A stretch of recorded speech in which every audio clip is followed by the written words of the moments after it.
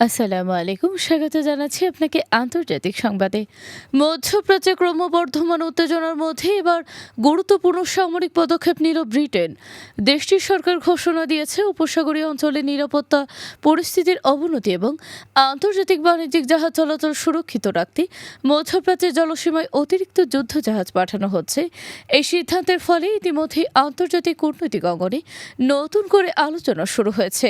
British প্রতিরক্ষা মন্ত্রণালয়ের এক বিবৃতিতে বলা হয়েছে, হরমুজ প্রণালী ও আশেপাশের সামুদ্রিক এলাকায় নিরাপত্তা ঝুঁকি বাড়ায় রয়্যাল নেভির যুদ্ধজাহাজ মোতায়েনের সিদ্ধান্ত নেওয়া হয়েছে। বিশেষ করে সাম্প্রতিক সপ্তাহগুলোতে ইরান ও যুক্তরাষ্ট্রের মধ্যে উত্তেজনা, জাহাজ জব্দের ঘটনা এবং ড্রোন ও ক্ষেপণাস্ত্র হামলার আশঙ্কা পরিস্থিতিকে আরও জটিল করে তুলেছে।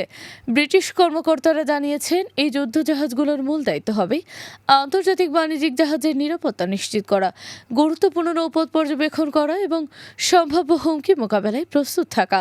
তবে বিশ্লেষকদের মতে এই মোতায়েন শুধু নিরাপত্তা পদক্ষেপ নয়, বরং এটি মধ্যপ্রাচ্যে পশ্চিমা সামরিক উপস্থিতি আরও জোরদারের একটি বড় বার্তা।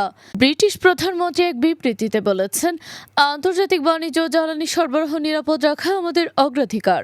মধ্যপ্রাচ্যের সাম্প্রতিক পরিস্থিতি বিশ্ব অর্থনীতির জন্য বড় ঝুঁকি তৈরি করছে। মধ্যপ্রাচ্যের সবচেয়ে গুরুত্বপূর্ণ জলপথগুলোর একটি হল হরমুজ প্রণালী। বিশ্বের মোট জ্বালানি তেলে প্রায় 1/5 এই প্রণালী দিয়ে পরিবহন করা হয়।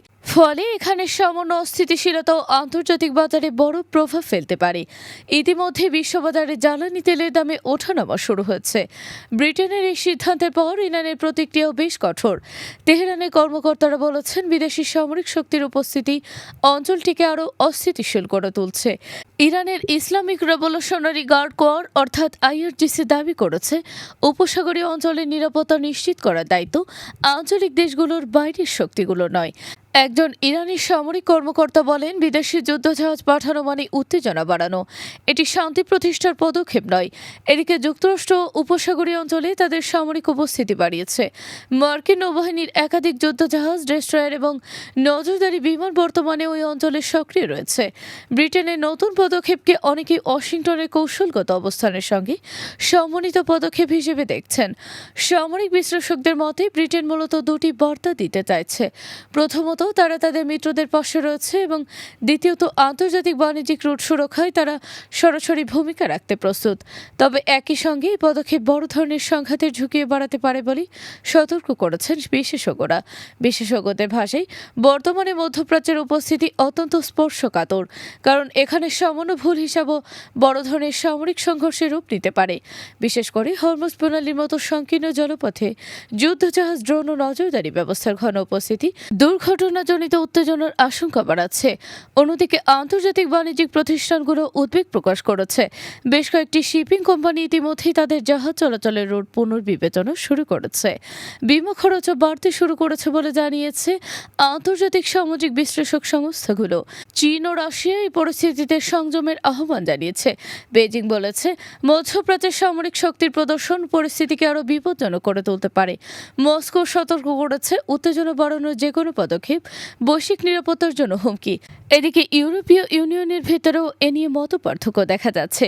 কিছু দেশ ব্রিটেনের পদক্ষেপকে প্রয়োজনীয় নিরাপত্তা উদ্যোগ হিসেবে দেখছে, আবার কেউ কেউ মনে করছে এতে কূটনৈতিক সমাধানের পথ আরও কঠিন হয়ে পড়বে।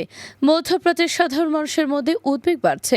অনেকে আশঙ্কা করছেন, যদি পরিস্থিতি আরও খারাপ হয় তাহলে নতুন করে বড় আকারে যুদ্ধ শুরু হতে পারে। ইতিমধ্যে উপসাগরীয় অঞ্চলের কয়েকটি দেশে নিরাপত্তা সতর্কতা বাড়ানো হয়েছে। বিশ্লেষকরা বলছেন, বর্তমানে মধ্যপ্রাচ্যের সংকট শুধু একটি আঞ্চলিক ইস্যু নয়, বরং এটি বৈশ্বিক অর্থনীতি, জ্বালানি বাজার এবং আন্তর্জাতিক রাজনীতির কেন্দ্রবিন্দুতে পরিণত হয়েছে। ফলে ব্রিটেনের যুদ্ধজাহাজ মোতায়েনের মতো প্রতিটি পদক্ষেপ এখন বিশ্বজুড়ে নিবিড়ভাবে পর্যবেক্ষণ করা হচ্ছে। সব মিলিয়ে পরিস্থিতি এখন এমন এক পর্যায়ে পৌঁছেছে যেখানে কূটনীতি ও সামরিক শক্তি দুই পথই একসঙ্গে চলছে। কিন্তু কোন পথ শেষ পর্যন্ত প্রাধান্য পাবে সেটি এখন সবচেয়ে বড় প্রশ্ন। বিশ্ব অপেক্ষা করছে, মধ্যপ্রাচ্যে কি নতুন সংঘাতের সূচনা হতে যাচ্ছে, নাকি শেষ মুহূর্তে কূটনৈতিক সমাধান পরিস্থিতিকে শান্ত করবে।